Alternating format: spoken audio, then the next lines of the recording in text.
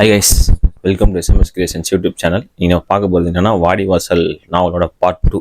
Part 1 வந்து போன வாரமே அப்லோட் பண்ணிட்டோம். அதோட லிங்க்கு கீழே டிஸ்கிரிப்ஷன் பாக்ஸில் கொடுக்குறேன், செக் பண்ணி பாருங்கள். வாங்க ரெண்டாவது பாகத்துக்கு போய் பார்ப்பேன் என்ன கதை. இப்போ இந்த பேர் போன 2 மாட்டையும் நம்ம பிச்சு அடைக்கிட்டதுனால கூட்டம் ஃபுல்லாக கிழக்கேத்தியா பேர் போன மாதிரி 2த்தையும் பிடிச்சி விட்டான். அப்படியே ஒரு அவரோட புகழாக பரவுது. அங்கே களத்தில் இருந்தவங்கன்னா அவர் அப்படியே அழகாக தூக்கி பரிசு வாங்குற இடத்துக்கு கொண்டு போகிறாங்க மேடைக்கு. அப்போ மேடையிலேருந்து ஒரு கம்பீரமான குரல்ல கிழக்கத்தியான் அப்படின்னு ஒரு குரல் வருது. யாருன்னு பார்த்தா நம்ம ஜமீன்தார் அப்படியே கம்பீரமாக உட்காந்துருக்காரு.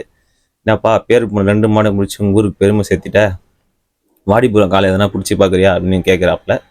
அதுக்கு பிச்சு வந்து சொல்கிறாப்புல, தெரியலைங்கய்யா, உறுதியாக சொல்ல முடியாது, ஆனால் நோட்டம் பார்த்துக்கணும் அப்படின்னு சொல்கிறாப்புல. அதுக்கு அவர் சிறந்த மாடுபிடிகளுக்கு கொடுக்குற அங்கவசத்தை கொடுத்து ஒரு 10 ரூபா நோட்டை கொடுத்து நல்லா மாடுபிடின்னு சொல்லி அனுப்புகிறாரு. அப்போ மேடைக்கு பின்னாடி இருக்கிறவங்களாம் ஜமீன்தார்கிட்ட பிச்சோட அப்பா அம்புலி கதையை சொல்கிறாங்க.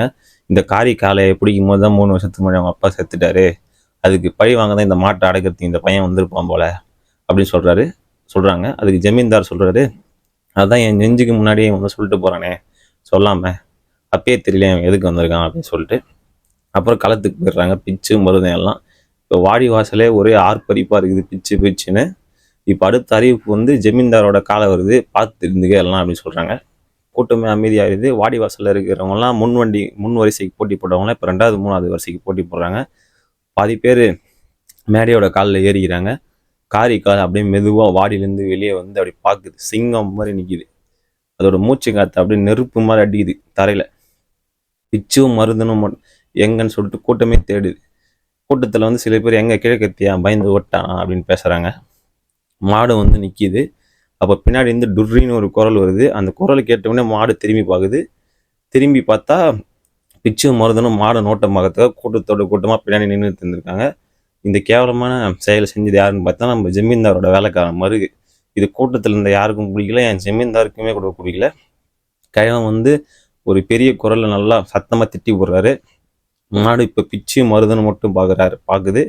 களத்தில் மாடு காலை பிச்சு மருதன் மட்டும் இருக்காங்க. மாடு வெறி கொண்டு பார்த்துக்குது இவங்க 2 பேரையும். இப்போ என்ன பண்ணுறாங்கன்னா, இவங்க ஒருத்தர் ரைட் சைட்லேயும் ஒருத்தர் லெஃப்ட் சைட்லேயும் போகிறாங்க. மாடு இவங்களை மாற்றி பாய பார்க்குது. எந்த பக்கம் பாயுதுன்னு தெரியாமல் குழப்பத்தில் நிற்கிது. டக்குன்னு ரைட் சைடில் திரும்பி பிச்சு பக்கம் பாய பார்க்குது. பிச்சு சுதாரிச்சு நின்றுடுறாரு. இப்போ அவர் ஒரு அடி நவுந்தாலும் குத்திரும். மருதன் வந்து பிச்சோட கண்ணாசிவுக்காக காத்திருக்காப்புல அவங்க திட்டத்தை செயல்படுத்துறதுக்கு. பிச்சும் மருதனை பார்த்து அந்த கண்ணாசிச்சு கேப்பில் மாட்டோட வாழை பிடிச்சி இழுத்துறாரு. வலி தாங்காமல் மாடு டக்குன்னு மருதனை நோக்கி திரும்பினோடனே மாடோட தலை லைட்டாக சாயுது. அப்போ சபக்குன்னு ஒரு சவுண்டு. என்னான்னு பார்த்தா கூட்டமே ஒரு செகண்ட் அப்படியே சைலண்ட் ஆகிடுறாங்க. என்னான்னு பார்த்தா நம்ம பிச்சு வந்து அதோட திமிழ் அப்படியே மாரை அணைச்சிட்டு அப்படியே நிற்கிறாப்புல. கூட்டமே அப்படியே அட்டா என்னடா இது, இப்படி ஒரு ஜெல்லி இது நம்ம பார்த்ததே கிடையாதுன்னு மருதன் டக்குன்னு ஓடி போயிடுறாப்புல. இப்போ மாடு என்ன பண்ணுதுன்னா கோவத்தில் எகிரி குதிக்குது நல்லா மீன் மாதிரி. கூட்டத்தில் இருக்கலாம் சொல்கிறாங்க, என்னடா இது இந்த மாடு மீன் மாதிரி குதிக்குது, அவள் தானே செத்தானா அந்த பையன் அப்படின்னு. பிச்சு அப்பயும் விடாமல் அந்த திமிழை பிடிச்சிட்டே இருக்காரு.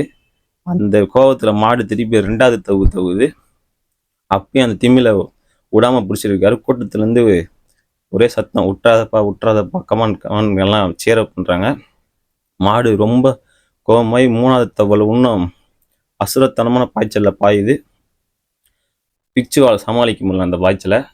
காற்றுல பறக்கிறாரு, காற்றுல தொலாவுறாரு கையில். மாடு கீழே வந்துடுது. அப்படியே வாடியே புழுதி பறந்துதாங்க. என்ன நடக்குதுன்னே தெரில. டக்குன்னு பார்த்தா 3வது புடியிலே வந்து மாட்டோட கொம்பை சஜக்குன்னு பிடிச்சிட்டு நிற்கிறாப்புல. கூட்டமே அப்படியே பிச்சுன்னு கூட்டமே பறிக்குது. அப்படியே எல்லாருக்கும் புல் அரிச்சு போச்சு.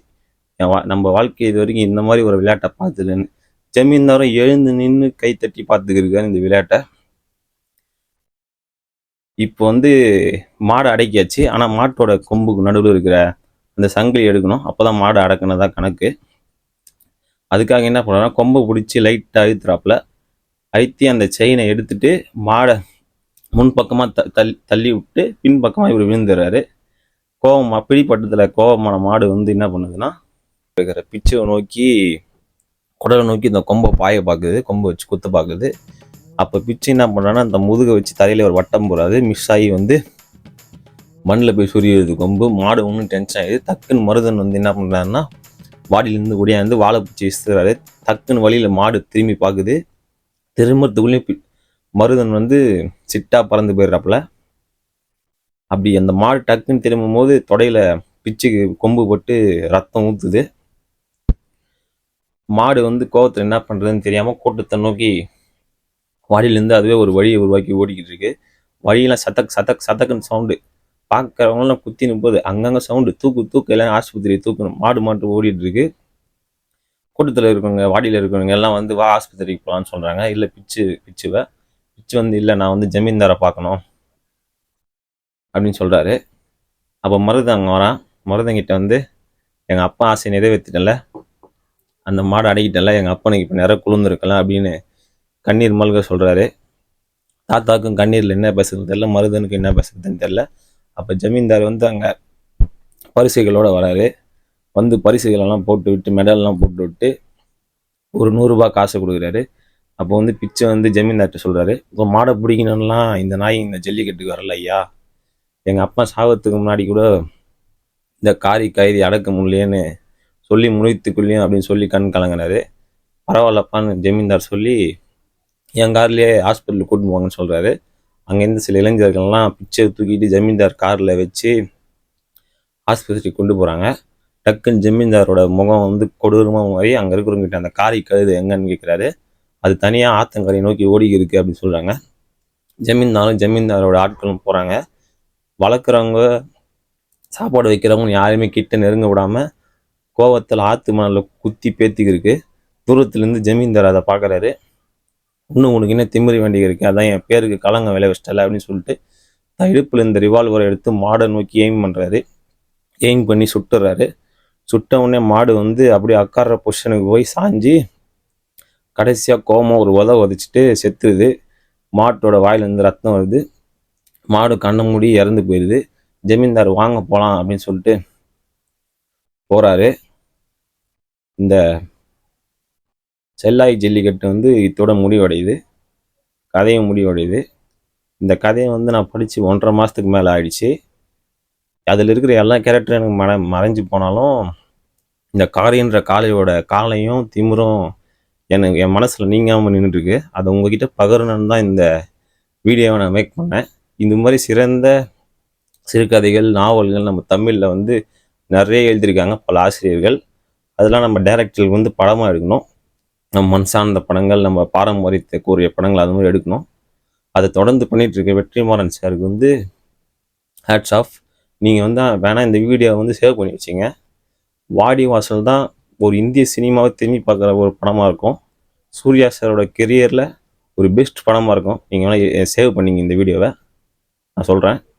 நினச்சி பாருங்க நீங்களே. வெற்றிமாறன் சாரோட ஸ்டேஜிங் ஃப்ரேமிங்கில், ஜிவி சாரோட அசுரத்தனமான இசையில், நம்ம சூர்யா சாரோட ஸ்க்ரீன் ப்ரெசன்ஸில் இந்த படம் எப்படி வரும்னு நீங்களே நினச்சி பாருங்கள்.